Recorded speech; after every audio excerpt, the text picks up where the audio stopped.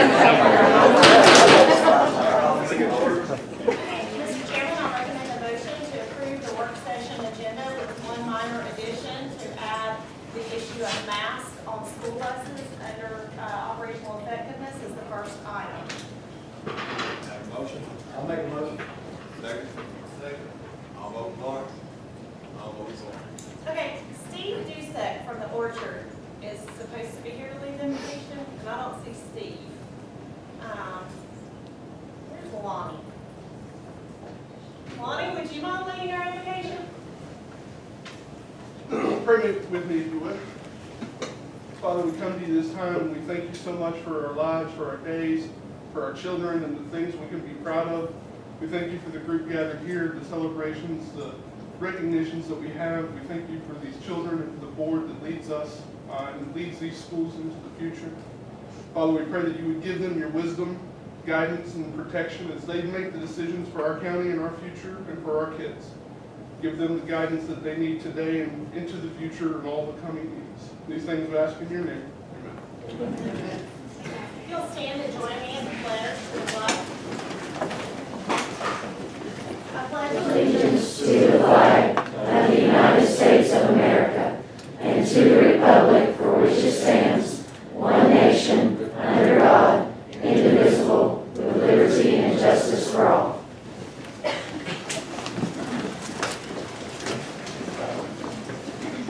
All right, the first item on our agenda is our presentations and recognitions. So if Ms. Kim take them. Okay, we have several tonight. We're going to start with cheerleading. So if Naomi Esparza, if you should come on up, and Matt Johnson, if you'll come up.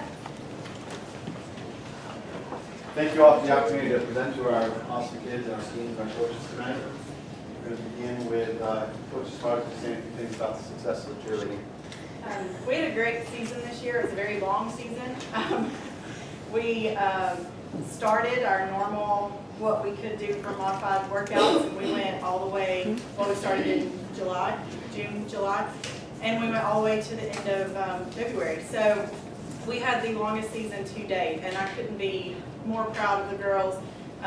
It's hard to go that long of a season. It's hard to keep up with your teammates. It's hard on your bodies. It's hard mentally, and they continue to set the bar high and always meet the expectations of the team and of themselves.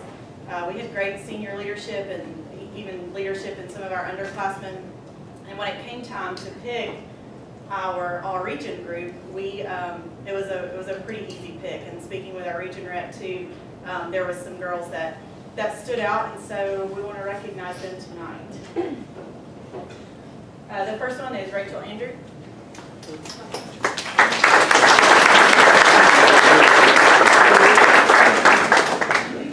Carla Orduna.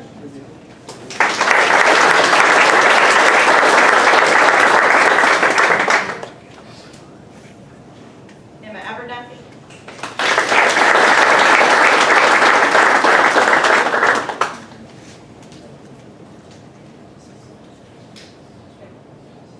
Lily Finland.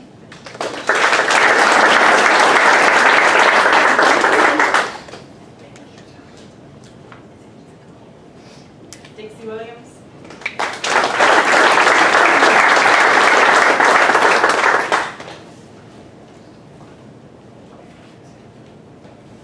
Keely Cantrell.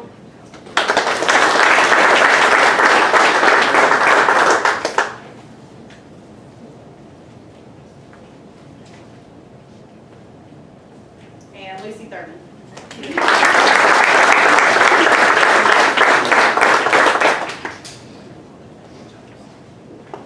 Congratulations, girls. We're proud of you.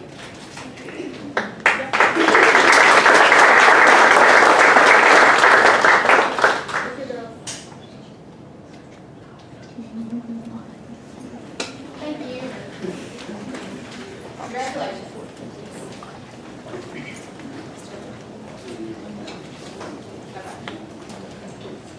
We represent Coach Thurman, who's at football practice right now, and recognize our baseball players. With first team, all region 7 AAA, Jess Buckner.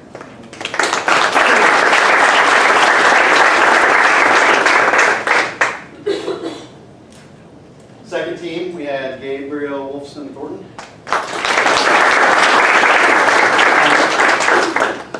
And I know at football practice right now with honorable mention, pitcher Seth Garland.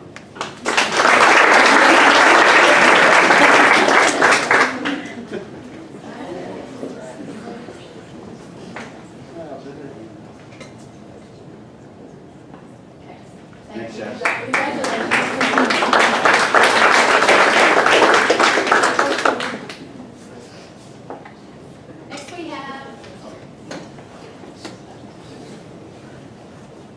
Next we have boys soccer, and our boys soccer coach, Simon Phipps, and assistant Taylor Johnstone.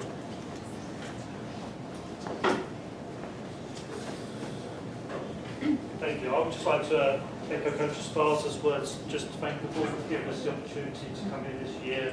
I think the students being in school was a really great decision, gave us that chance for the boys to play. We had a really good run, but a lot of boys come out, and getting into state qualification was a great result for us. So I'm very proud for the boys that made the all-state teams. First boy is John Nicks.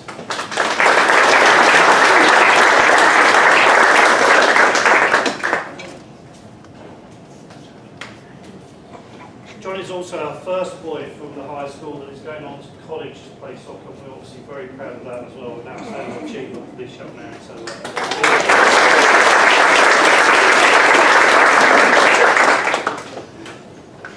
The next first team is Julian Withrow.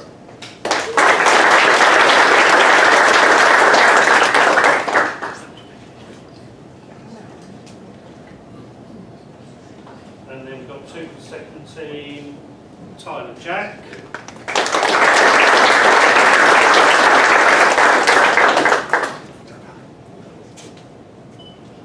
And Ricky, who is not here today.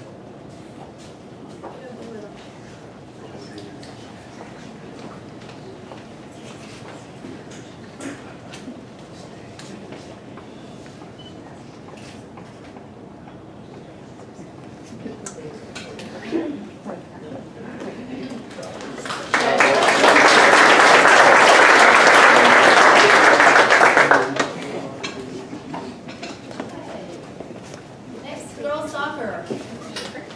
Girls soccer, Nikki Nicholson.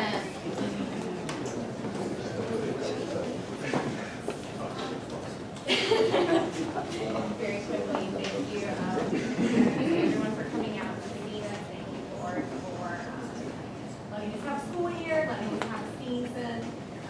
Because of that, you guys can do anything. So thank you for your amazing support. Girls had a really good season this year. One game away from qualifying for state. We were up against some of the toughest competition I have seen in almost a decade of coaching, and these girls came out and performed just impeccably every game, and I'm always very proud to be their coach. First girl tonight for the first team region is Kaden Smith.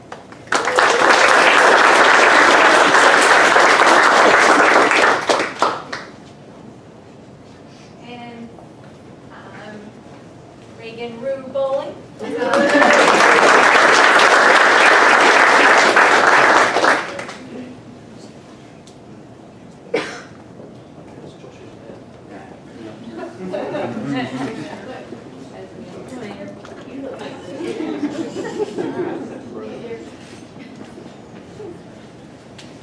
Congratulations. And last, we have tennis. Thank Coach Parks this year. She's got a little bit to brag about too. We had some success in tennis as well. Yes, we did. And if you remember, all of the sports here represented had a very short season last year, so we were very excited to get the full season in this year. And if there's any sport that is COVID friendly, I believe it might be tennis. That helped us a little bit too. Let's talk about the girls first. They went into the region tournament with a 9-9 record, which is, pretty good. but they came away in 3rd place, which still qualified them for state rounds. So on their first round, they went over to Lafayette, across the mountain, and won, which put them into the 2nd round, so put them straight into the Sweet 16. So we were very, very proud of how hard they played over there after that long bus ride. The 2nd round, they played Academies, which is a really, really tough side of the other side of the mountain, and lost to them. However, they showed great promise. I mean, they played really well. They lost to Academies, and the only person that Academies lost to, or the only team that Academies lost to, was the state champions. So I feel really good about that. So good job with the girls team. Through that, as far as all region goes, we had one constant player that we could always rely on. That player went undefeated for the season. She plays our 3rd singles, and she captured the all region player for the girls as Emma Callahan.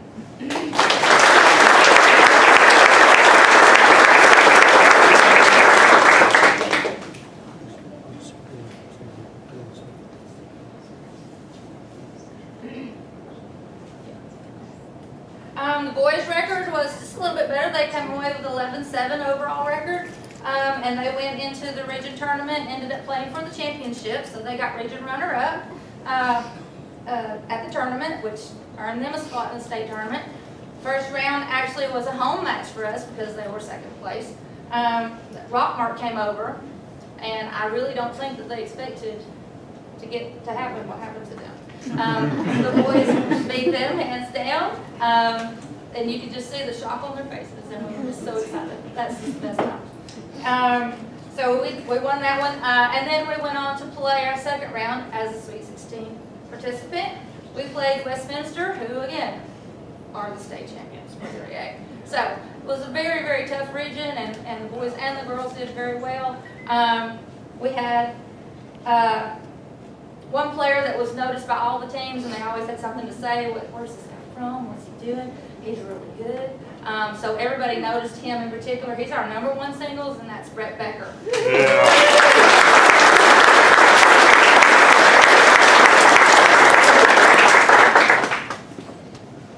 Sorry, that took long.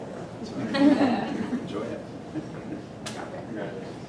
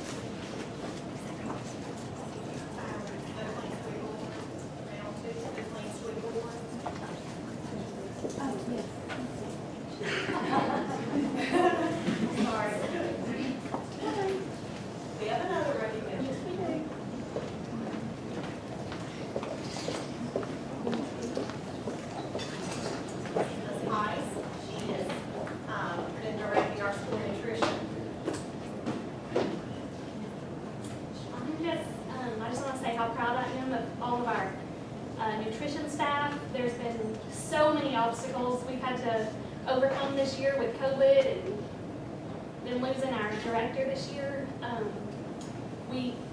The staff has been wonderful. They've all pulled together, and I'm proud to announce that they have all received 100% scores on their health inspections this entire school year.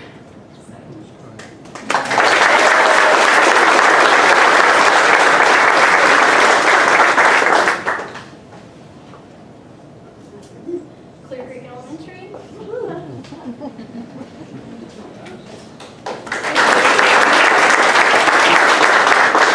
Middle school.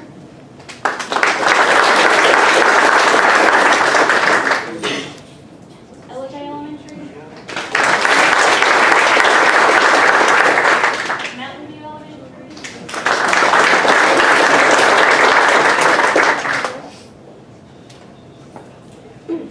And Gilmer High School.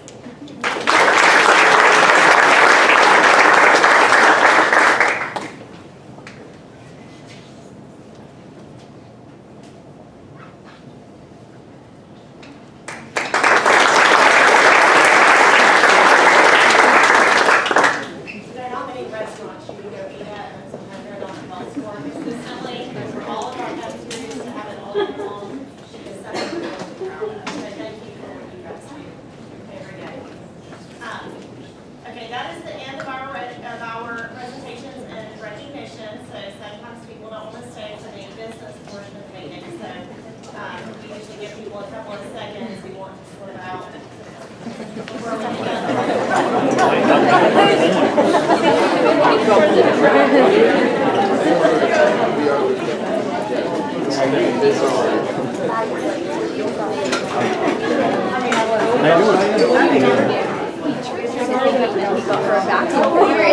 So bad. That's funny. Cool. Taking everything with me. Whoops.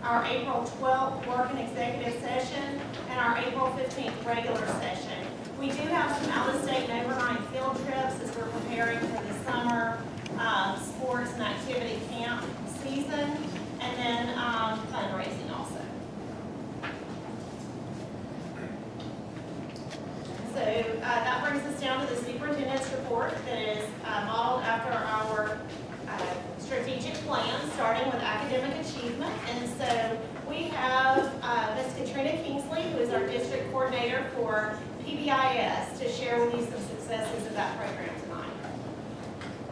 Thank you. Good evening. We would like to share some exciting things that are happening with PBIS in our schools.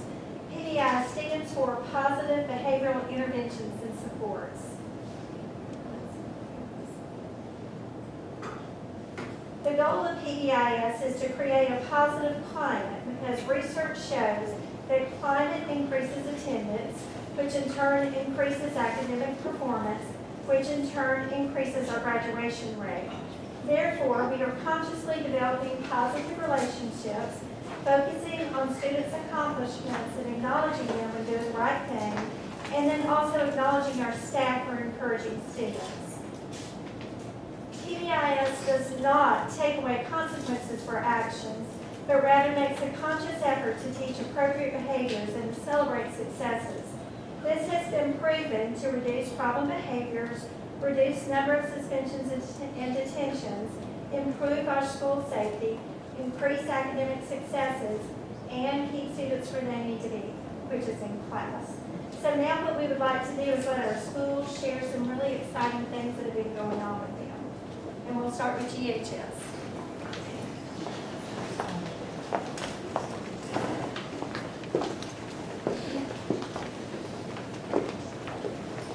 Good evening, everyone. Thank you for allowing us to present tonight what we're doing at Gilmer High School with regards to PBIS.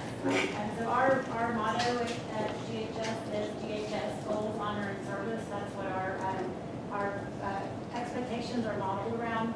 And tonight we're going to share with you one of just a small portion of something that we've been doing the last couple of years that we think has really made a difference for our kids, and that's called our 180-degree turnaround program. And so, as you all know, kids can misbehave and get office referrals and be sent to the office. And what our 180-degree turnaround program does is it acknowledges those students who may be what we call frequent flyers, who come to the office, they may get several referrals over a period of time. And then we have some interventions that we do with those students. And so when we don't see them for a long period of time, we give them a 180-degree award. We go into the classroom. We have this great T-shirt that we give them, the 180-degree on the front says Goals, Honor, and Service. And we just recognize them in class for being one of those students who turn things around.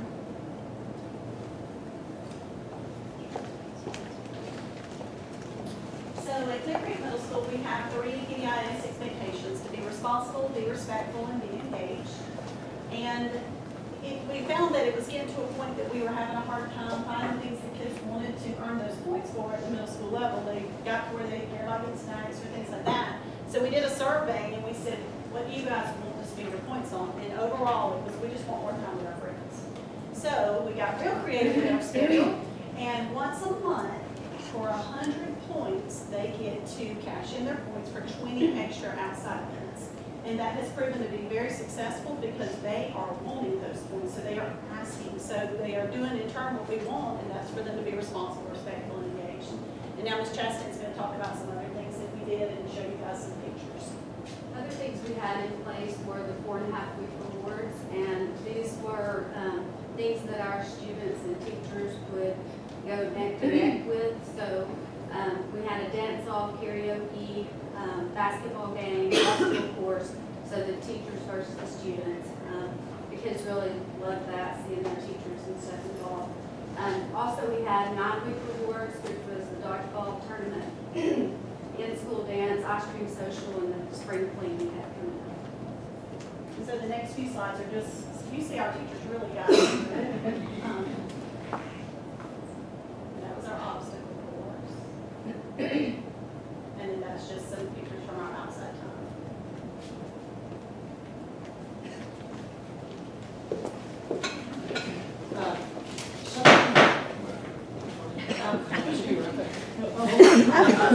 Couple lights there. Good job.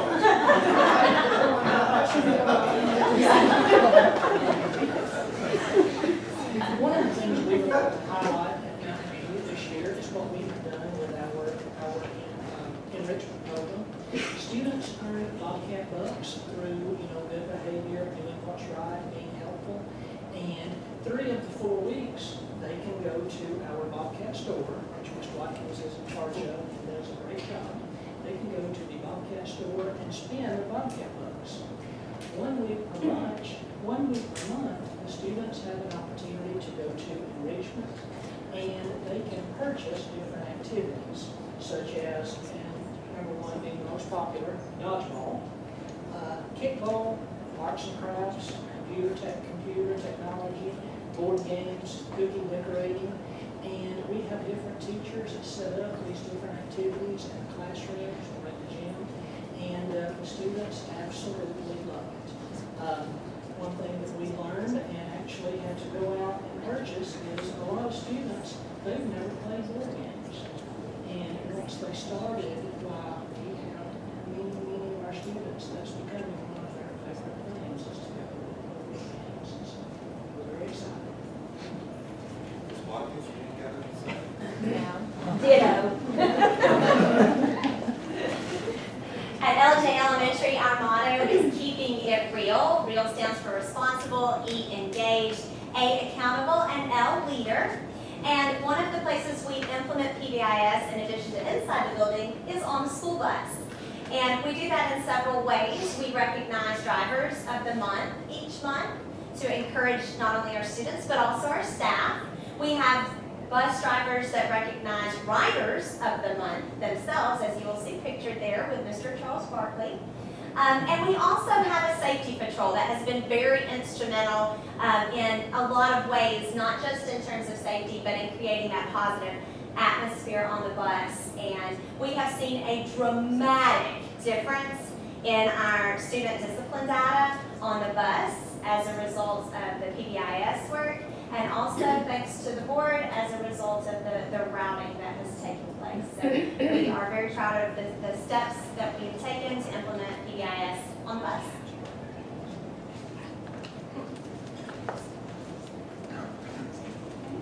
For Clear Creek Elementary School, we implemented the positive office referrals for students and teachers. Those are the students that teachers can recognize for displaying Bobcat grit. And through our PBIS team, they developed, wanted to recognize our teachers as well. So they get a Bobcat coin, and we contact their parents. So when we call, we joke, we're like, it's a good phone call, so the kids get to talk to their parents, and then we also put their picture on our school website. So And so when we were trying to find different things that the students wanted to do for enrichment, we chose a couple of years ago to select some students to be on our PBIS team. So these are this year's team members that actually come to the PBIS meetings with the adults. And so that has been instrumental for us to actually listen, because really that's what it's about. And so they're at this point, they're running the meetings and they're helping us decide what are the enrichment stations, what are we doing? And they really take charge of the meeting, and they're really leading the enrichment stations and finding out what's going on in the school. And then we have Spoonville and Bobcat stores. So through our PBIS meetings, we decide how many Bobcat bucks or dojo points they should acquire. And we set up an amount for the total. So at the end of the month, they can spin the wheel and earn prizes, or they can go and cash in their points, or also spend their money at the Bobcat store. Thank y'all. And I wanted to thank our leadership, Dr. Downs and Ms. Cagle and Ms. Mitchell and the board office for helping us so much to get these things implemented. And a special thank you to Crystal Cook, our RESA finance specialist, for all the guidance she's given us. Next, we have parent community engagement and seamless summer. So Ms. Price is here. She's also taken over seamless summer for the district, and so she's here to share with you tonight a little bit about the plans for seamless summer, along with Bobby Mitchell, who's our assistant superintendent of curriculum. We've got some academic plans that go along with seamless summer. I'm Daphne Heiss, as I said. I'm the school nutrition coordinator. I'm just going to talk a little bit about the seamless summer program. I'm sure you guys have heard about it or know a little bit about it. Our purpose is to serve nutritious meals to the children throughout the summer months. Before and throughout the COVID-19 pandemic, school nutrition workers and education providers, and of course with the help of the USDA, we have been fighting childhood hunger.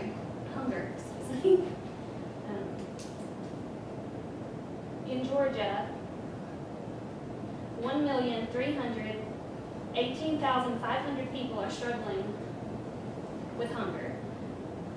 405,380 of those are children. That's 1 in 6 children who go hungry. Seamless summer is one of the ways that our community helps with combating hunger. Last summer, during the COVID-19 crisis, our Seamless Summer program provided 9,680 breakfasts and 10,730 lunches just in the months of June and July. This year, we will have 7 community sites. We'll be serving breakfast and lunch at Gilmer High School. And then at our other sites, we will package breakfast with the lunch for the following weekday. The additional sites are the Gilmer County Health Department, the Tower Road Mobile Home Park, First United Methodist Church, the Boys and Girls Club, Mulberry Street Apartments, and this year we're excited to announce, that we have the Bobcat Cafe, and it will be on the prowl this summer as a mobile feeding site at the Lakeside Village Mobile Home Park. This was made possible by the collaboration of the nutrition and curriculum departments. And so I'll let Assistant Superintendent Lottie Mitchell tell you more about this venture and her planned STEM summer academies. We were so excited to partner with Ms. Waters. We partnered several years ago with Ms. Waters and the nutrition department and the transportation department to repurpose one of our old school buses. You see that big purple bus? And Ms. Katrina Kingsley and I have talked about this before, but we had bought magnetic signs for this multi-use bus, and during the school year, it's going to be the Pause for Learning bus. During the summer, it will be the Bobcat Cafe on the Prowl. During the upcoming school year, the Pause Pause for Learning bus will serve as a mobile learning lab for our preschoolers in the community. We used L4GA funds. We were just finishing up using that grant, the literacy grant, and we used those funds to purchase preschool furniture and literacy supplies to use with the Pause for Learning bus. And we are excited to also partner with Gilmer High School and the Early Childhood Education Program for the 2021-22 school year. This is going to be a great opportunity for our high school students participating in the program to work with preschoolers in our community who are not enrolled in a preschool or pre-K. And Katrina Kingsley is also our pre-K director, and she has been instrumental in ordering literacy resources and preschool furniture for the mobile learning lab. And if you look, I can see, can I do the red? Right there, if that's the inside of the bus, that's how it will look during the school year. When the high schoolers go and go into the community, we have it set up like a little preschool. And then Linda worked and Daphne Heiss have worked, and for the summer it was completely different on the inside.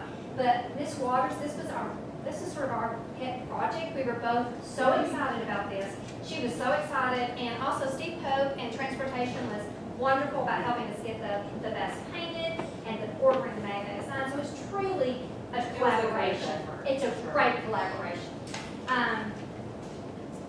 As Ms. Heiss has said, they're going to be happening the seamless summer feeding sites, and we're real excited to partner with them again. A few years ago, we started with the Wild About Reading on Wednesdays, and we provided 3 books. And then last year with COVID, we provided enrichment packets, because at that time school had been closed a few months, and so we provided enrichment packets, and we had them at the schools where they could be picked up, but we also delivered them at the feeding sites, because a lot of these children don't have transportation. They're there all summer. So we provided, and the volunteers or the nutrition department would deliver the enrichment packets at these feeding sites. And so we are going to we're going to provide this summer, we're going to provide at 5 of the feeding sites a summer STEM academy. We're really excited. We're going to be working with preschoolers up through 8th grade. And we have about 24 teachers and academic coaches and our pre-K director, Katrina Kingsley, who have agreed to work on Tuesdays and Thursdays. And we're going to work for about 2 hours before lunch on those Tuesdays and Thursdays. And that way, they'll end the fun activities with lunch. And then the volunteers that go to these sites, a lot of them do activities and fun activities with the children, and we didn't want to interfere with the volunteers. So we're going to try to go before, and we're working out all the details, but we're going to try to go before. And if you look, you can see the times. We're about 2 hours before. And the 5 sites that we're going to are the Mulberry, Tower Road, Boys and Girls Club, Health Department, the United Methodist, I think it said Mulberry. Lakeside was just added, and we don't know at this point if we have a good place to work with the children. We've delivered through there before, and it's not a good spot. So we're going to look as the summer program goes. If we think we can work with them, we may add them. But we are really excited, and we are meeting tomorrow with our teachers. And we've ordered all these awesome. Dana Penland has done a lot of the ordering for our elementary, and Krista Garland has ordered a lot of the materials for our middle school. We have a lot of fun activities that incorporate literacy, math, and science, and hands-on activities. We want it to be a fun learning experience with them. Thank you.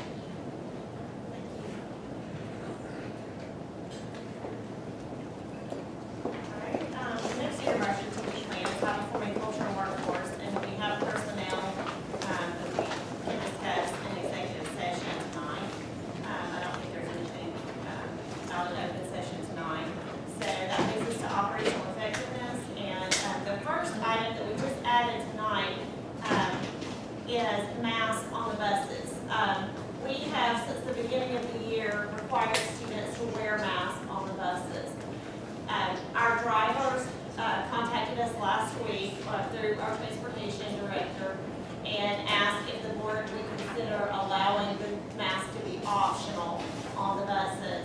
I sent out a quick poll by text to the board and got different ideas back and forth on that. One of the challenges for the drivers are that the students don't wear masks during the school day. So when they get to the bus, a lot of times they have forgotten them, and they have to provide the mask. They have to remind them to keep them on. And so, because it's really the only place that students are consistently wearing masks for the most part, we go through a lot of masks every day, and the drivers have to constantly replenish their supply and then remind the students to keep them on. So I'll let Mr. Watkins take it from there. I say let them take them off, the option. I mean, nobody here has a mask all the time. They don't have them on in school. 2 weeks later. We part of the guidelines all year long, we survive. This is 2 tough weeks for bus drivers. It is. Like 2 weeks on, it's tough. Everybody's on side and stuff. That's my opinion. Don't want masks, the option. And we do have some students more at the elementary level. When I walk around the high school or Clear Creek, I'm not seeing masks. But some of the elementary students, they do seem to wear them more. But that's, optional, and I think it could be optional there too. Our bus drivers are under a lot of stress all the time. That's one job that I just can't imagine turning my back on 72 children and being responsible for their behavior and operating a motor vehicle on the highway with other vehicles, and then having to deal with the mask issue, looking in the mirror to see who has their mask on. So I understand their request.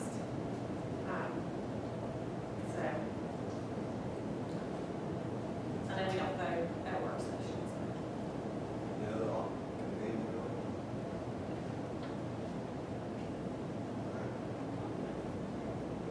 We'll vote on it first, second, yeah, unless, we could have an unofficial thing. Okay, that brings us to the Clear Creek Elementary Building Project. And we have a video, and you have books, and everything up until this point has ran on schedule, even through the building material prices and the increase in prices and all that. And we have a beautiful building that is almost completely finished, and we have hit our first roadblock. And because I am sure to mess up the finer details of the whole thing, I've asked Mr. John Call to explain the hurdle that we have. When you think roadblocks, you think John Paul. I think John Paul's a lot smarter than me. So what we have going on, if you watch the news on this, there is a global shortage of semiconductors, and really the little generic chips that go in everything. So if you think from cell phones to computers to vehicles to last today, those electronic toothbrushes, they're talking about potential shortages because of this. It's affecting everybody. So the auto industry in America this year is looking at $110 billion in lost sales because they can't get enough chips to go in their vehicles. Where it's hitting us is networking equipment. So there's orders that we placed in January to receive in February or March that got pushed to April, they got pushed to May. I got emails today, they've been pushed to September, from July to September. So we have plans to be able to get things running out. We've already anticipated this just in case it's too important a project, just to sit and wait and see what will happen, so we have a backup plan. So we don't think it will impact the building at all in that sense, but it could impact us in other areas. School bus orders could be impacted because of vehicles. If we need something last minute, if we needed a security camera last minute, it literally could be 6 months out. If it's not on the shelf, it may not be available. So those are things to plan for. I sent out an email today to principals and just other leaders in the district, making them aware, because we are pretty used to pushing the Amazon button and 2 days later something showing up on the doorstep, and those days are over before this chip shortage is over. It's anticipated to push into 2022. Some people are saying into 2023. So we're just trying to keep an eye on it. So we bought a few things in anticipation to be prepared. Besides that, we just sticking with our backup plans right now. Thank you. Yeah. Any questions on that?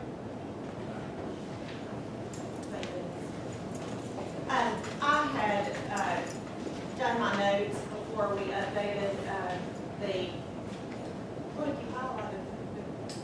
I had done my notes before we printed the agenda, and I had added the Apple Festival Transportation education agreement under parent and community involvement, and I inadvertently skipped that tonight. For the last 5 years, we have worked in coordination, well, I guess not last year, say 4 years before last year. We worked with our chamber to provide transportation for the parking lots down to Apple Festival. And it is an agreement that has worked very well for the school system because all of our sports and activities that want to take up money for parking are able to do that on our facilities. Then the buses drive the Apple Festival participants down to the actual festival itself. So we have a legal agreement with them that we have renewed every year up until last year when COVID hit. And so I would like to recommend on Thursday that the board approve. It's the exact same agreement, just with different names and changing the names.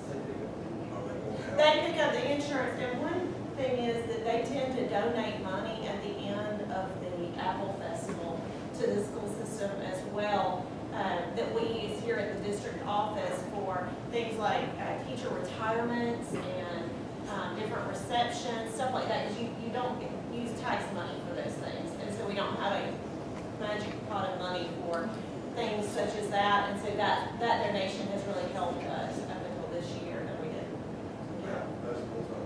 Apple Festival is on, and Paige Green, who has recently moved to Alabama, has agreed to come back as the director of the Apple Festival. She's taking care of it and helping the new chamber president, CEO, to work through all of the finer details of Apple Festival. So I will recommend that to be approved on Thursday night.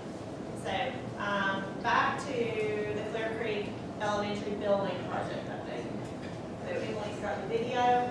I hope it has more of the inside. I think it does.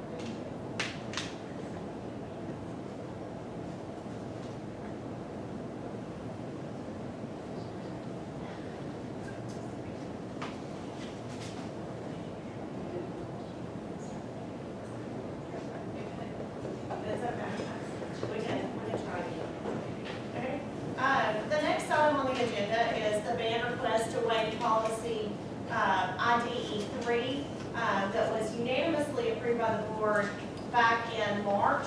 Mr. Fluger requested to be added to the agenda for the meeting tonight. Mr. Fluger?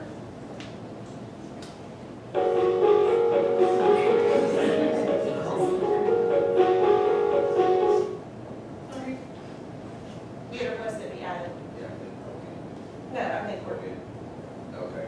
I'd just like for Mr. Weavers to talk to us about just with some of the admin, a waiver for some students concerning this policy right here. Yeah, so I appreciate, first of all, board, thank you for having us and being able to speak with you and for all the support that you've shown us throughout the year. The purchase of the instruments has been huge, and those are slowly coming in. We're getting things in the kids' hands and mouthpieces and things. It's affecting a huge majority of our kids, so it's definitely very much appreciated. So thank you for that. So yeah, we'd like to secure a waiver from the board policy allowing 8th graders to march. In years past, many years prior to my appointment here, it's been kind of customary that 8th graders have been marching. I understand that the board has a policy in place that prevents such practice. And so we asked for just a waiver of a small handful of students. We have 4 that we're actually considering for the school year 2021-2022.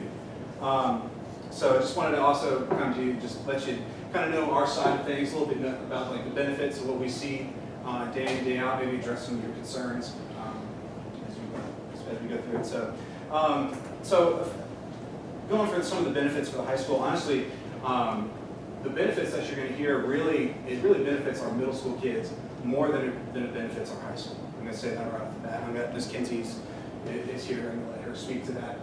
But as far as the high school, obviously it doesn't help. It does increase our retention between 8th grade and 9th grade band students. Having a select few of students participate in the high school, they're able to go back to the middle school and report to their friends about the new relationships they've made, the cool things that they get to do, and they get to kind of get a glimpse of what the high school band is all about. It also fills out our instrumentation when things might be taking a turn. If we had just a handful of tuba players, for instance, right? So it's always a perk to be able to, offer up an advanced 8th grade student tuba player the opportunity to come in and fill that void a little bit for us. So it does benefit the high school in that regard. It also gets the kids plugged into a bigger family right away.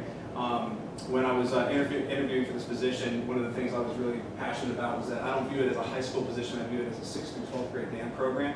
And honestly, I really feel that it's more like pre-K through 12, because I think we need to nurture music education throughout the student's entire school career. So, but it automatically plugs them into that and makes for a smoother transition as well. I did have this, if I can. This is a letter from one of our students who is actually an 8th grade marcher. If you guys want to read that, she kind of attests to her experiences as being an 8th grade marcher, why she feels it's important, how it kind of changed her opinion, and how it's benefited her. In the letter, you'll see that being a part of the bigger family was something that was really important to her. Reduced a lot of anxiety that she had about coming to high school. Gave her a glimpse as to what she can expect when she comes to the door. In addition, it also, surprisingly, she went straight on and said it actually helped her grades because she was surrounded by a lot of students who could assist her in that regard. Kids who have already been through the ringer of what they've been through. And then in addition, it keeps the kids in music and keeps them kind of passionate and directed in that sense, which we all know their participation in music education just coincides with really great standardized test scores and academic performance. So I'd like to real quick just go ahead and turn it over to Holly Kinsey to talk a little bit more about the benefits for middle school. Good evening. Thanks for having us here today, and I'm excited to be able to stand in front of you and talk to you about this opportunity these 8th graders have, and just a little bit about my backstory and what this means to my middle school program, and all the way through the high school, because like Mr. Weaver said, it's really a 6th through 12th grade program that we're building here in Gilmer Middle School, really pre-K through 12. So first of all, thank you for letting us have face-to-face school this year and getting to have that band program in person. Thanks to Ms. Pike for allowing us to have that at the middle school, because that's been a game changer for us. I know a lot of my colleagues haven't had that opportunity, so thank you for that. So a little bit about me. I actually grew up in Rocky Face, Georgia, not too far from here. A school kind of similar to here. I went to Westside Middle School, and then I went on to Northwest Whitfield High School. When I was in 8th grade, I was that kid, the kid we're talking about right now. I behaved, I listened to my teachers, I made straight A's, but I was bored with band. I loved band, but I was bored with it, okay?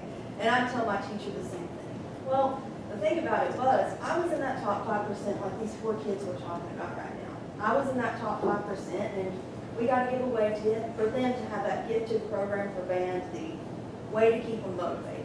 Because otherwise, what ends up happening is our top kids will say, you know what, maybe I'll find my challenges elsewhere. And that's just, to be honest with you, what I was looking to do.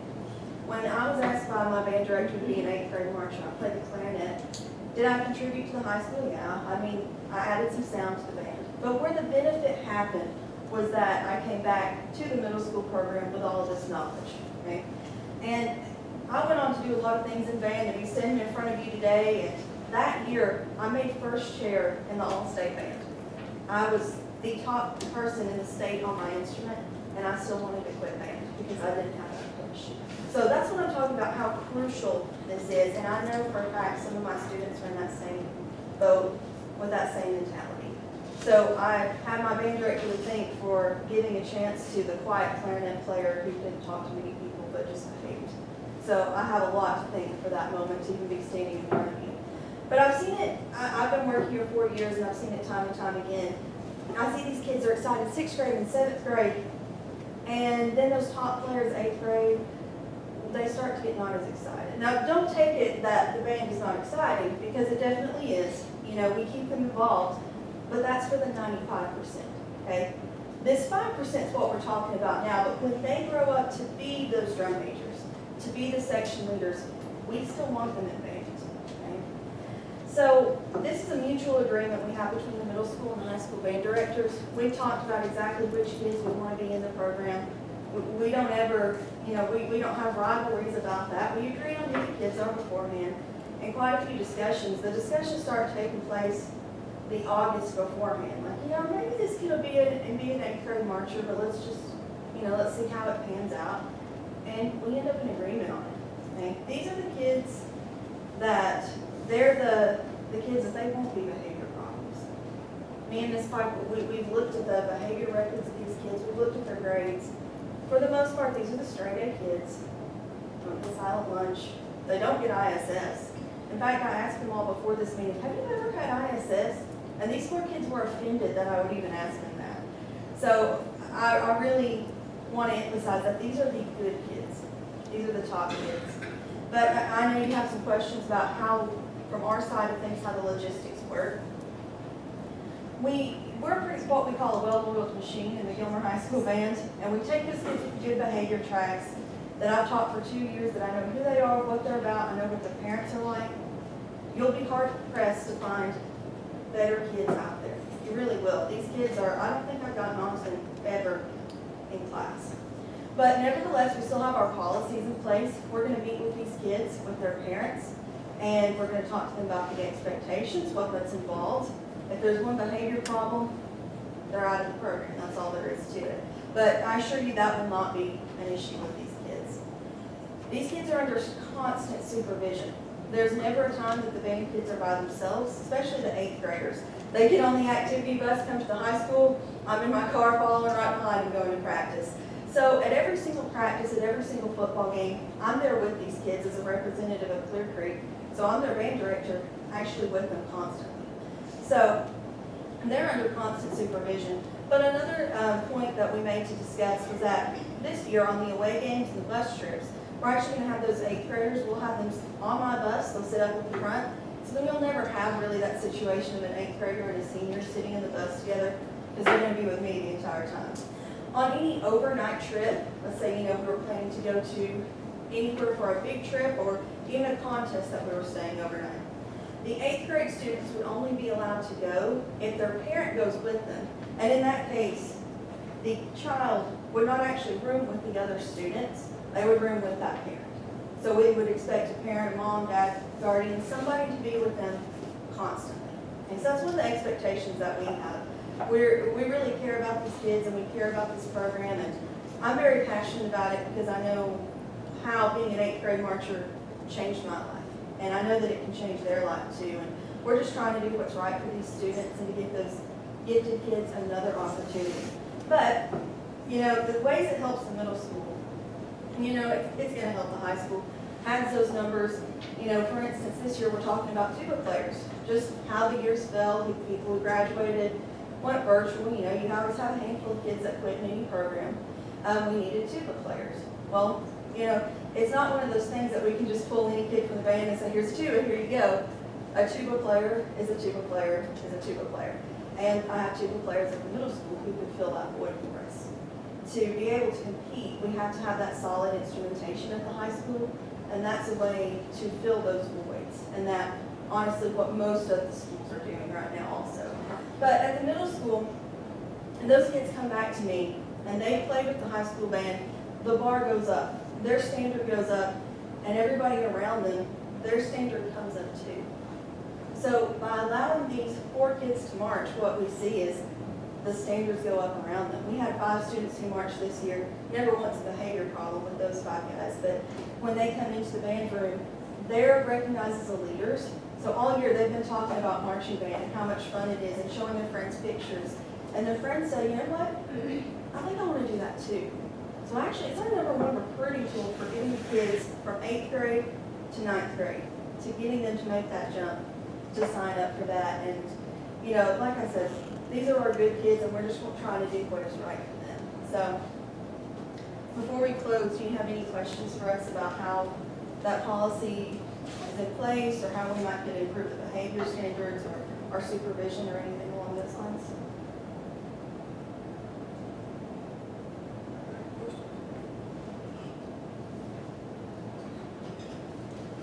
Once again, we want to thank you for allowing us to speak in front of you today. We're very passionate about this, and we just wanted to talk to you tonight, and we appreciate all you've done for the dance program this year. Thank you.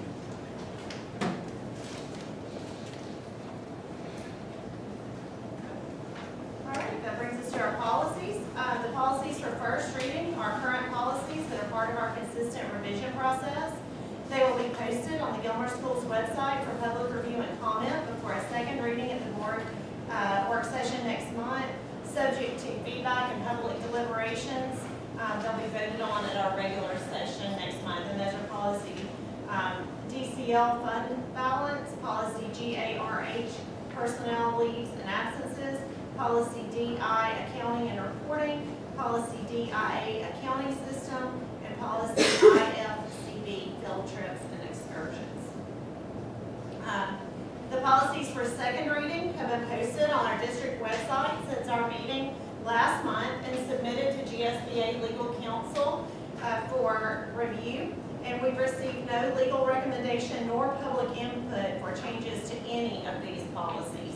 And those are policy JVCC, student assignment, policy IDDD, gifted student programs, policy DC, annual operating budget, and policy BHB, nepotism. So with no feedback, I will be recommending on Thursday that those policies simply be renewed as is.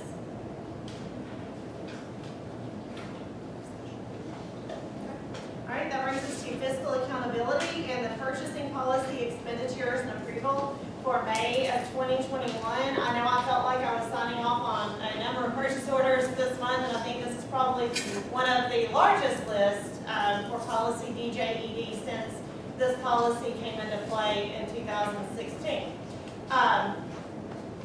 Most of these are purchases for the new school, CARES Act purchases, and some of our grant purchases that we're trying to get in before the end of this school year. Are there any that raise any questions for the board? Any that anyone wants to? Okay.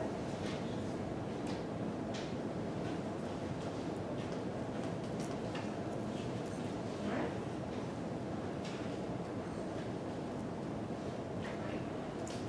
So next is our amended FY21-22 Gilmer School System Academic Supplements.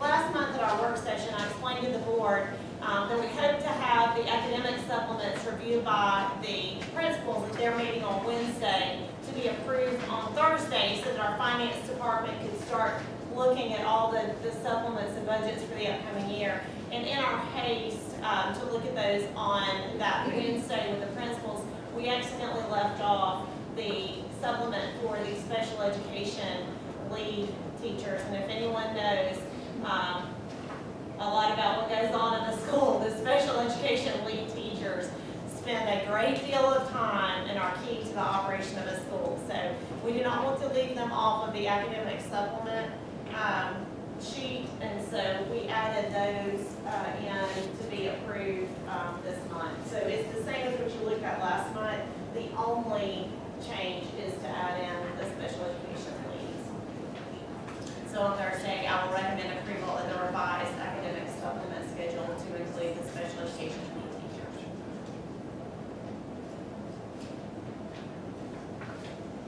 All right, next, local supplement increase. Our local supplement for all of our staff, both classified and certified, has stayed at 8%. It was at 8% when I came here. I came from a system that had a lower supplement, so 8% sounded great to me. We have noticed that in recent years, we have had fewer applicants for the positions that we advertise for, specifically early childhood. In the past, for every position, we would have multiple, 15, 20 applicants for positions, and we have not been seeing that lately. We had started some discussions within our two RESA groups, both, we are a member of North Georgia RESA, but I am lucky in that I'm allowed to sit in on all of the board and control meetings for Pioneer RESA, which includes some of the other mountain districts. Our local supplement is starting to fall behind some of the others. Multiple other districts gave $1,000 to teachers, an additional $1,000 for teachers, and then they're also increasing their local supplements. So I had done a informal survey through those recent meetings and found that some of our surrounding districts either are above us now or plan to be for the upcoming year. Fannin is the only one that's really behind us. They are lower. They have a 6% supplement. They're talking about going to 7, or at 7 going to 8, but they would be below us. But Murray is increasing theirs to 9% for next year. Pickens is increasing their local supplement to 10%. Cherokee County has a completely different supplement schedule where they start their beginning teachers at a 25% supplement. So it's no wonder we lose teachers to Cherokee County. But Whitfield is increasing their local supplement, but it's differentiated like Cherokee. Dawson is at 13%. So I would like to see our board consider raising our local supplement by 2% for both classified and certified.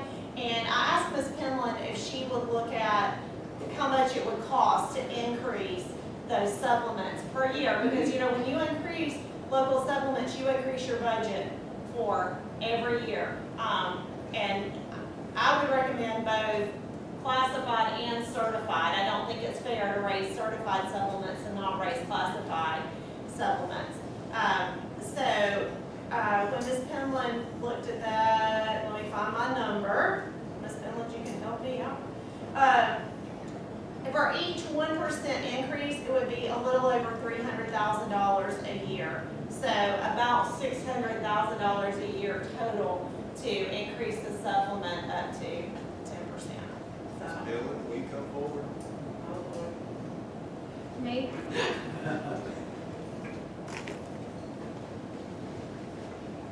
Ms. Penland, I need you to promise Ronald Watkins that you're not going to increase the millage. Or that we won't increase the millage. What I explained was that that our local economy had increased, our land prices had increased, and every year we've had a rollback. Every year for the past 6 years we've had a rollback. We expect that for this year as well. Based on what they're reporting, we're expecting quite a bit of a rollback because they were saying some property values were up 40%. Yeah. You know, there's no guarantee what that's going to be, but every year since, I guess I started in 2014, we were at 17.75 mils. We've rolled back at least to the rollback percentage. And 1 year, as you remember, we rolled back an extra half mil. So we have rolled back every year or either held the same. And that 600,000, that is total. We fund some of those, that is including, some of those are funded with grants. So when we get, you know, title funds and we pay for teachers, So that $600,000 is not the impact to just general fund, that is overall. So you'll see that in various different funds. Of course, when you raise one thing in a grant fund, salaries go up, it may cut back on something else. My question is, us competing with Cherokee's got such a tax base down there, we can't compete. I mean, They're almost at 20 mills though. You look at some of these other counties, you know, you say they have a lot of money, but you know, we're at 13 points. So our millage compared to theirs is. And the 65-year-old deal, people in the county, you need to figure this out. There's no limit on this 65-year-old. And if right now, down at 108, we're building 800 houses for senior living. If that was built in Gilmer County, we wouldn't get school property, the school wouldn't get a dime of money for that. Because it's over 65. We don't have no cap on this. And we're constantly targeting the county. And it's within $2 to $3 million. So how's that, I mean, I'm thinking a few years down the road, how's it going?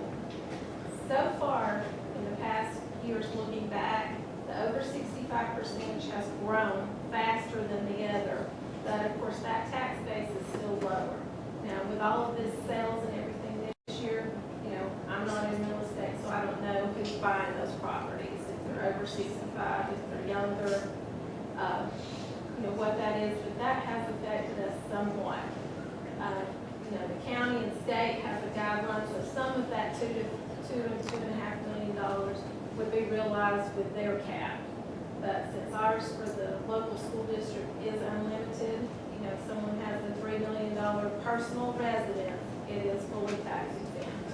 And here's the kicker of all this, we got to buy into the state, 5 mills. Okay? Yes. Local fair share. Well, local fair share, we buy in, we got to give 5 mills back to the state to get the state money. We have to give that back regardless. Yeah, regardless, but they figure in the 65-year-old. They do. How much, they don't take, if we losing $3 million a year to 65-year-old, I don't know if that's even close. But if we're losing $3 million a year, then, but they figure that in on that 5 mil buyback, and we got to pay it back, and it don't work out for us. They deem that a local decision because the state did not set that, you know, over 65 exemption.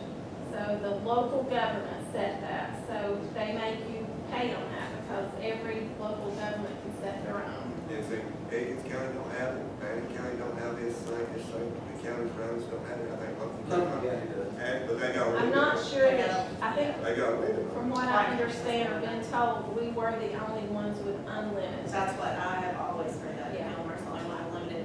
But even with that, I feel like that the 600,000 is a small price to pay to better compensate our teachers. Our teachers getting out of college and wanting to begin working within our district, they can't afford homes in Gilmer, just about at this point.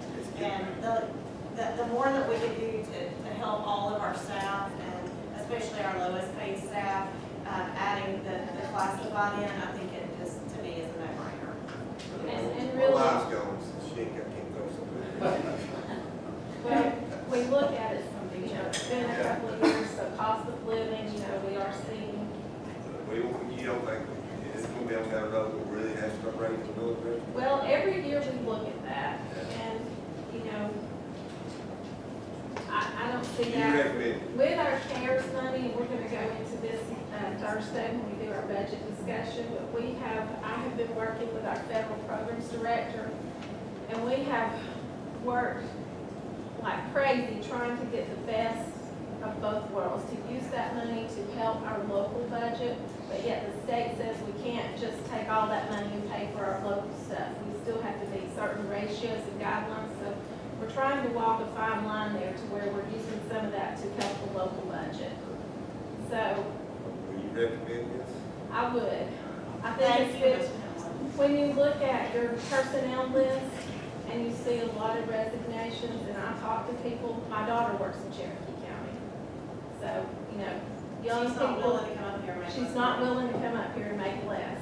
you know, maybe she will one day. So it's appeasing those young college graduates, the dollar amount. And if you look at what Times Square reported weeks ago, there's like 1,000 lots on the market right now.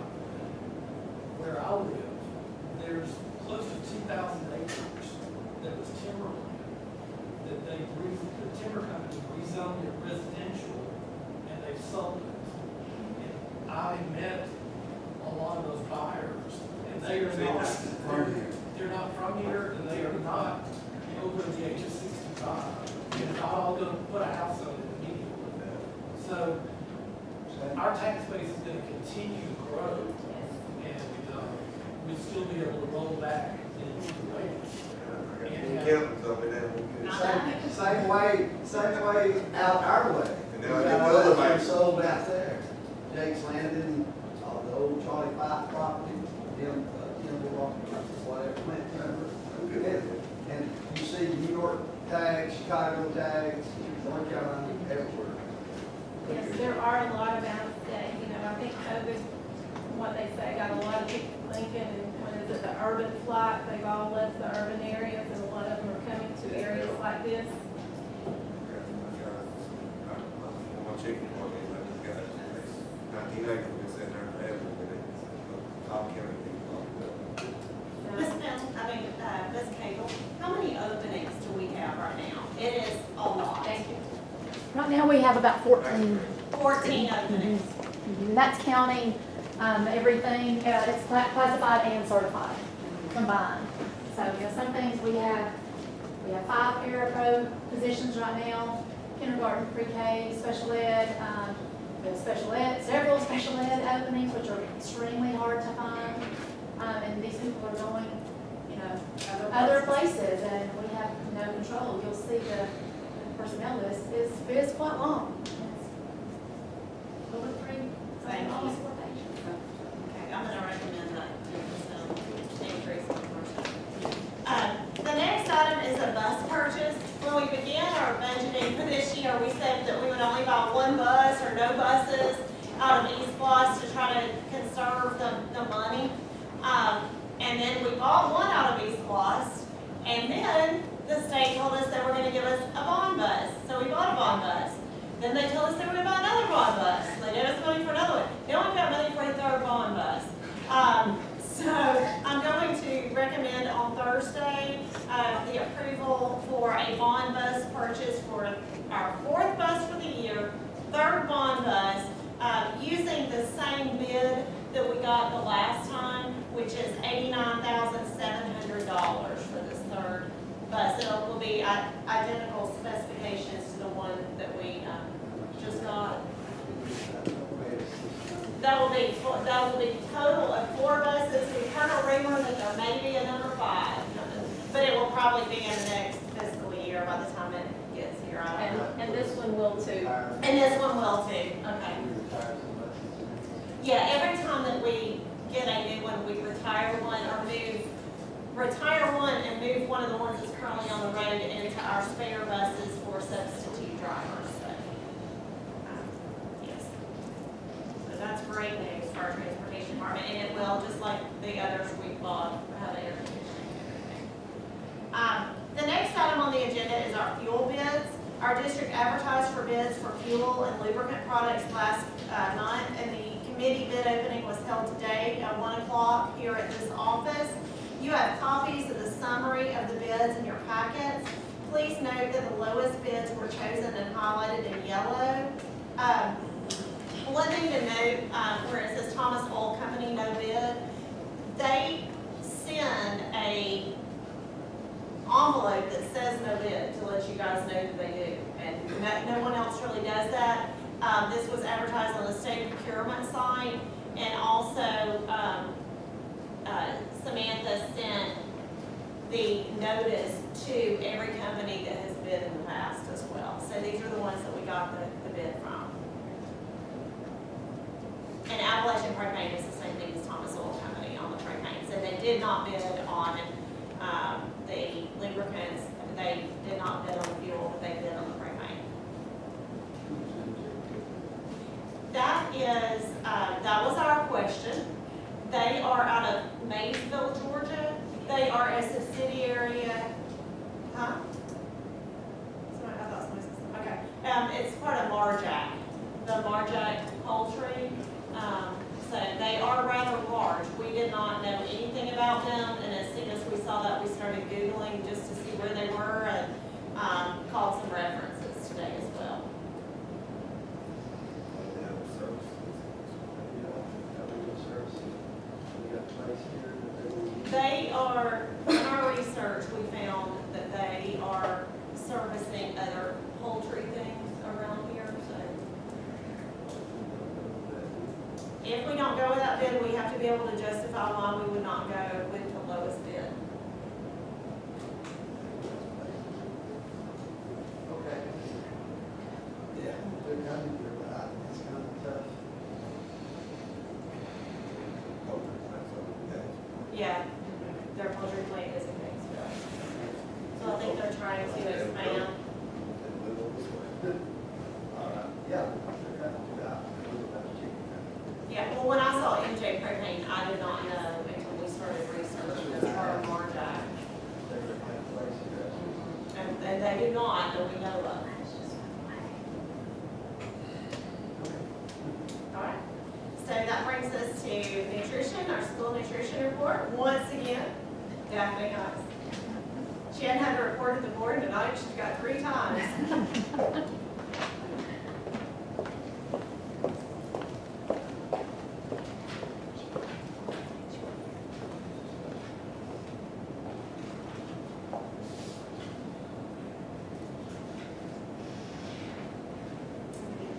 Our current net worth is $797,085.77. Our previous month net worth was $664,053.62. That's difference of, I didn't actually do that, sorry. Our total that we made this month was $249,814.34. And then our total expenditures under revenues was $126,486.45. So our fund balance increased by 126. Yes, yes. Thank you, that is definitely building back up Yes. as we go into the summer months. Yes. We had a very large claim. Yes. Yes. Thank you. Okay, Ms. Pamela, once again, to our finance works.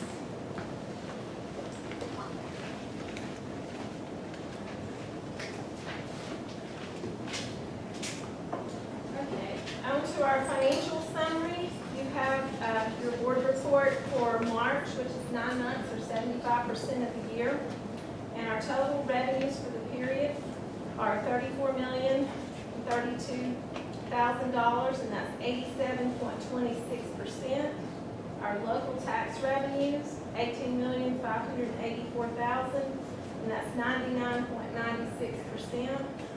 We're seeing above average or above our budgeted numbers in our title ad valorem tax because there was such an increase in vehicle purchases. That may slow down with the chip shortage. I'm glad we purchased the ones we needed. Our transfer tax, of course, following trailing the real estate sales, that has been increased. And we have still collected some back taxes. Our total expenditures for the year-to-date period is $28,635,000, and that is only 68.88%. And we are still comparing these numbers to our regular initial budget. We're working on an amended budget, and we're also working on a proposed FY22 budget. I will be presenting the FY22 budget on Thursday, and we will present the amended budget in June. We're still working on that because we still do not know exactly what's going to be funded from where. We are waiting on our federal The CARES budget that you see that we've had so many expenditures, we're still waiting on some approvals. That's probably going to be up into next month before that's even approved. So things that we're anticipating funded with CARES, they could come back into general fund. But this is what we're, expecting, but things change, not just every day, every minute right now,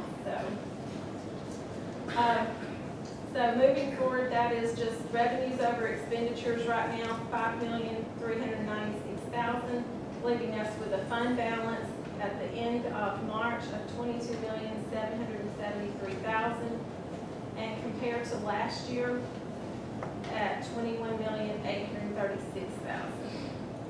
We have general fund encumbrances or open purchase orders of $916,000. And we just ran the report this morning, our total encumbered amount is over $3 million. So, and that means what we have outstanding purchase orders. A lot of things that you're seeing on that purchasing list, that is from our purchase orders. We put them on there as we issue the purchase orders.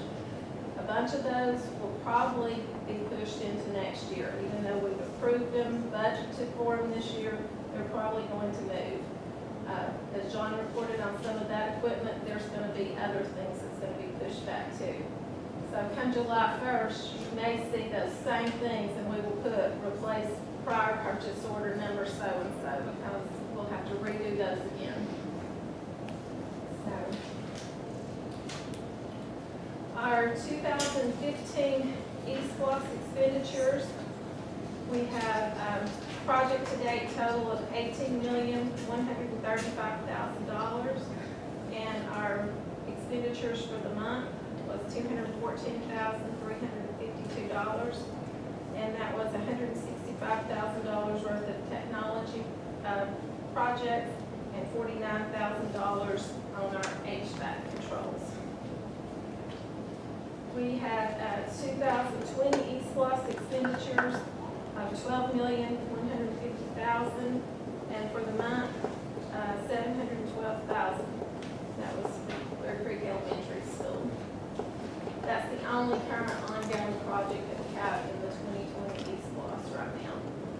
So we have our 2020 eSPLOS collections, and collections to date is $3,390,795. And that is just for 5 months. Our collections for the month, and that would be for the month of March, was $585,642. And that is an increase over the previous month of $101,000 or 20.99%, and an increase over the same period last year of $179,698 or 44%. Yeah, with Lowe's and all their increases. So we're gonna run out early. You never know. We're looking at 5 months in. Things can change. How much have we got left? We only budgeted, was it 28 million? 28? So we're 5 months in, we will need to look at that projection later on. Right now, we are averaging, over $550,000 a month. So, don't get your hopes up. I mean, what goes up is going to, just hope we stabilize and don't really hit a bottom. What do we have to pay to start? We got to collect money to start? You did not bond the money for the performing arts center. Right, we bonded money only for the school, and we're hoping to, it's a good thing with this collections, with all the cost increases, the cost of the new school from the time we actually passed the eSPLOS, a couple years previous until we built it, had increased. But with our collections and our bond money, we sure hope we'll be able to complete that with no problem. And then all the projects after that, we will have to collect money in addition to making our bond payments. And our bond payments with interest and principal, you see the interest is on your purchasing summary this month. We pay our principal payment once a year in December. That's about $3.2 million a year. So we have to collect that much just to make our payment. What's that interest rate? It's like 1.9%. by the time they did all the I know it's fees. less than 2. Yeah, like 1.7, I'd have to look exactly, they're sort of running together.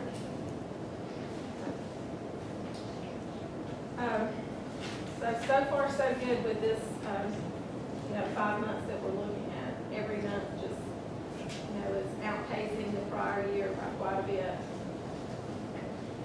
Next, we have our school activity reports, and this is for the month of March. And we had our beginning year totals of $450,388. Our receipts for the year-to-date period is $458,067, and expenditures are $409,817. And that leaves us with an ending balance of $498,638. So, next, we have our banking services proposal.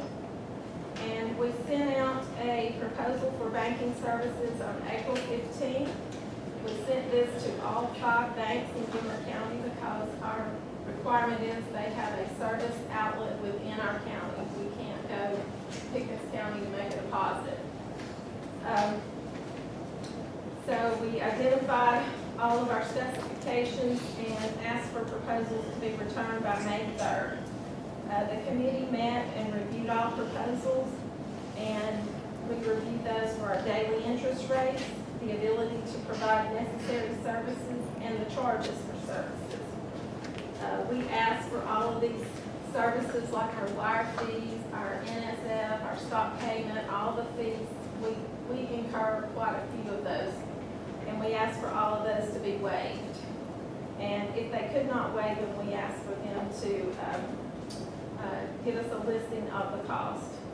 So after consideration, on your second page, you will see the criteria and the summary for each of the banking agencies. BB&T, we did not have a response. Our Regions Bank, we did not have a response. Bank OZK come in at, OZK has it now. Came in at 5% of the prime for our actual rate on our funds. They also, based on that right now, prime is 3.25%, so that would be 0.16%. And all the fees there that we asked them to waive are services to provide at no charge. You can see they did agree to everything that we asked for. The next one was South State. And South State would not give us just a percentage of prime. All business accounts are analysis accounts, and the 2 bankers can probably give you more information on that, but they weigh the cost of doing business with us. So our accounts are a little higher maintenance than just a general checking account for a consumer. So they look at our stuff and the number of transactions that we incur each month, and they decide how much of our balance that they take away, that we have to maintain that minimum for them to not charge us anything. And they only pay us interest on the difference. So they're saying based on our average balance, we would earn about $640 a month, but they're going to pay us 0.08%, which is quite a bit less than 0.16. And they did not agree to waive deposit books, NSF, stock payment charge, wire transfers. So as you can see, they're not really waiving, everything. And the last one was United Community Bank. So they did, for the interest rate is 0.00615% of prime, and that calculates prime rate as 0.02. They agreed to waive all charges, but they would not provide deposit tickets. So based on this analysis, it is our recommendation to award this 5-year contract to Bank OZK. Which is who we are with now. So I'm not really sure. It was here when I came in 2014. We put it out for bid. This is the second time we did that extension last year. Okay. So, any more questions?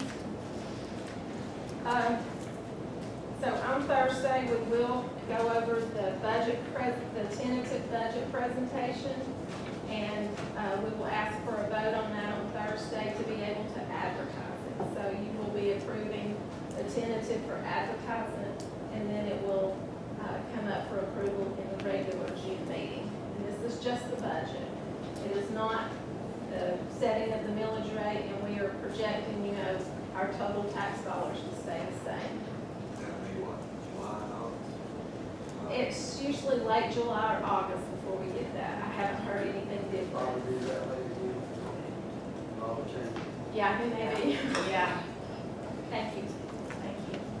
Okay, that was my first announcement, was that the second public budget hearing would take place on Thursday night. We've advertised it appropriately, and the first public budget hearing took place at the board retreat back in March. The other announcement I have is that we're just days away from our Gilmer High School graduation on May 28th. And so the board will be staging in the professional learning room at the Larry Walker Center at 6. And we'll have reserved parking spots where, so that. They'll be right, we'll reserve spots right out front on the main, Like what used to be the front entrance. what used to be the front entrance of the GMS. No, that's now offices, so it will be the professional learning room where we have the board. I would park out front. The reserved spots in front will be there to let people in, because the students stay in the gym, which is around back, so we're better off parking. In front. Next on the agenda is public participation. As the final agenda item at board work sessions, is the intent of the board to allow input solely on agenda items from those in attendance. All presentations to the board are to be brief and are intended for the board to hear comments or concerns without taking action. All other time limits and topic restrictions remain in effect. Is there anyone here for public participation? I got some comments on that. This first one's kind of lighthearted here. If I had a board, I would have to make it up. I'd give it to the Times Cougar. I always told Rob, I always quote me word for word. And you flew, you're a Southern reporter. So I ain't have to like that slang you quoted in the article. I mean, I got to like it. So I read it, I was like, God, no more series. Like, I can't, men series don't get along here today. I'm up over out the window. But you quote, that's pretty good. You're a Southern. You can write. Fine. Keep up my language. But on another note, on the principals and everybody in the school board here, we're heading down, I'm afraid we're heading down the wrong road here on some stuff. We got to keep everything upboard, as far as chain of command. I feel like it's falling apart from the top. As school board members, we need to work from the top down. As teachers and stuff, we need to work from the bottom up. And saying that is, if I get a complaint, I need to go. Somebody calls me from school, I need to go to the superintendent. The superintendent goes back down. You need, and the chain of command starts at the bottom, works its way up. It's been broke, and I'm afraid we're headed in the wrong direction. I've been on here before when we did the accreditation and stuff. We got to get it straight. I won't have to go back to all that mess again. I don't want to do it. It's like history is repeating itself. That's what I think. Let's go. I recommend a motion to enter executive session to discuss personnel pending litigation in real estate, and recommend that Assistant Superintendent Kim Cagle, who will soon be serving as the interim superintendent, attend the executive session as well. I'll make a motion. Second. I'll vote for. I'll vote for. And there will be no action afterwards. Hang on, principals, I'm saying, you've understood, right? You've understood. You're in charge of your school. I've got my